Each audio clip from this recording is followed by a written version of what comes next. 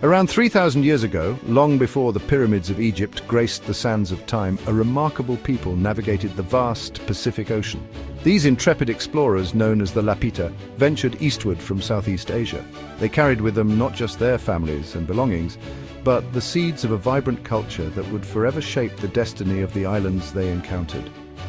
Reaching the shores of what we now call Vanuatu, these skilled seafarers established a foothold in a pristine paradise. The Lapita people were masters of their craft, their canoes expertly crafted to ride the ocean swells. They carried with them everything they needed to build new lives, domesticated animals, plants for cultivation, and the tools to shape their world. Their arrival in Vanuatu marked a pivotal moment in the island's history, the dawn of human presence in this corner of the Pacific. These ancient mariners were not simply explorers, they were artists and innovators. The Lapita people were renowned for their distinctive pottery, adorned with intricate geometric patterns. These beautiful and functional objects offer us a glimpse into their lives, their beliefs, and their mastery of artistry. The legacy of the Lapita extends beyond their pottery and seafaring skills. They were the ancestors of the modern-day inhabitants of Vanuatu, their DNA woven into the very fabric of the nation. For millennia, the islands of Vanuatu flourished in relative isolation. Free from outside influence, a unique and intricate tapestry of cultures developed. Each island, each community forged its own distinct identity, its own language, its own traditions. This rich cultural mosaic, this vibrant celebration of human diversity, would become one of Vanuatu's most defining characteristics. Life in pre-colonial Vanuatu was deeply intertwined with the natural world. The island's volcanic soils, nurtured by abundant rainfall, provided fertile ground for agriculture. The surrounding ocean teemed with life, offering a bountiful source of sustenance. This harmonious relationship with nature fostered a deep respect for the environment, a reverence for the delicate balance of life. Villages, often located along the coast or nestled in fertile valleys, served as the heart of social life. Intricate social structures, governed by custom and tradition, provided order and cohesion. Elders, revered for their wisdom and experience, held positions of authority, guiding their communities with a steady hand. Life was not without its challenges, of course, but the people of Vanuatu met these challenges with resilience, resourcefulness, and an enduring spirit of community. The 17th century marked a turning point in Vanuatu's history as European explorers, driven by curiosity and the allure of the unknown, began to chart the Pacific Ocean. In 1606, a Spanish expedition led by Pedro Fernández de Quirós landed on the shores of Vanuatu. Believing he had discovered the mythical southern continent, Terra Australis, Quirós claimed the islands for Spain, christening them Australia del Espíritu Santo. Quiros's encounter, however, was brief and ultimately inconsequential. It would be over 150 years before Europeans returned to Vanuatu, this time under the command of the French explorer Louis-Antoine de Bougainville. Bougainville, struck by the island's lush beauty and the independent spirit of their inhabitants, gave them the name New Cyclades, later to be renamed Vanuatu after independence. European exploration, while initially driven by a thirst for knowledge and discovery, soon gave way to more exploitative motives.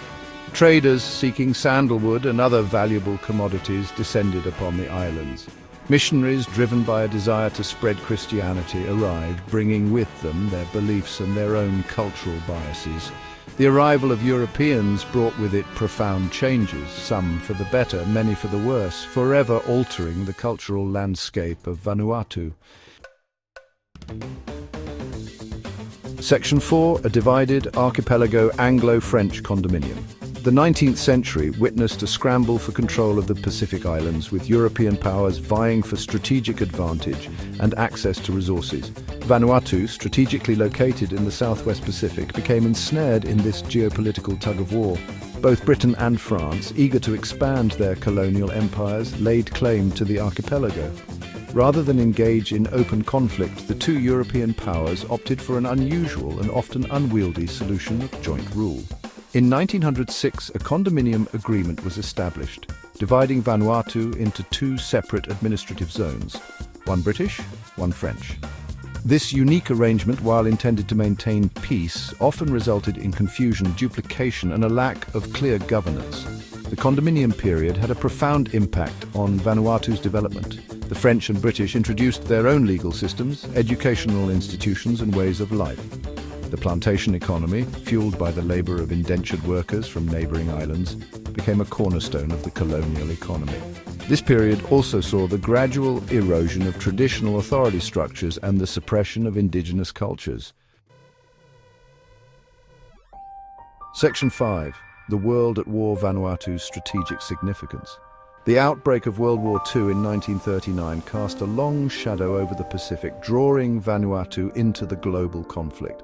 The island's strategic location, situated along vital supply lines in the South Pacific, transformed them into a theater of war. Both the Allied and Axis powers recognized the importance of securing Vanuatu, establishing military bases and fortifying key positions. The arrival of thousands of American troops in 1942 brought about dramatic changes to Vanuatu. The islands were transformed into a hive of military activity, with airfields, hospitals, and supply depots springing up across the archipelago. The influx of foreign soldiers brought with it exposure to new technologies, new ideas, and new ways of life. The war years left an indelible mark on the collective memory of Vanuatu. The islands witnessed fierce fighting, particularly during the Battle of the Coral Sea, a pivotal naval engagement that turned the tide of the war in the Pacific. The people of Vanuatu, caught in the crossfire of a global conflict, demonstrated remarkable resilience and adaptability. Section 6. Freedom Dawns: The Birth of a Nation. The post-war period witnessed a global wave of decolonization as former colonies across Africa, Asia, and the Pacific rose up to demand self-determination. Vanuatu, too, experienced a burgeoning independence movement fueled by a desire for self-governance and a rejection of colonial rule. Led by charismatic figures like Walter Lini, father of the nation, the independence movement gained momentum throughout the 1970s. Political parties emerged advocating for a free and independent Vanuatu. Negotiations with the British and French, initially met with resistance, eventually paved the way for a peaceful transition to independence. On July 30, 1980, after decades of colonial rule, Vanuatu finally achieved its hard-won independence. The newly independent nation adopted a democratic system of government, embracing the principles of unity, freedom, and justice. The road to independence had been long and arduous, but the people of Vanuatu had finally achieved their dream of self-determination. Section 7. Modern Vanuatu: A tapestry of culture and nature. Today, Vanuatu stands as a beacon of hope and resilience in the Pacific. It is a nation that has embraced its independence with enthusiasm, forging its own path in the 21st century. Vanuatu faces numerous challenges, including poverty, climate change, and the lingering effects of colonialism. However, the people of Vanuatu are known for their warmth, their hospitality, and their unwavering determination to build a better future. Tourism has emerged as a vital part of Vanuatu's economy, drawing visitors from around the globe to experience its pristine beaches, lush rainforests, and vibrant culture. The nation has also become a leader in the fight against climate change, advocating for the preservation of its fragile environment and the sustainable use of its resources. Vanuatu is a nation of remarkable cultural diversity, with over 100 distinct languages spoken across its islands.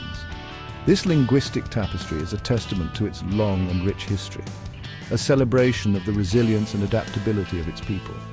The government of Vanuatu is committed to preserving this cultural heritage, promoting traditional knowledge, and ensuring that future generations inherit a nation that is both modern and deeply rooted in its past.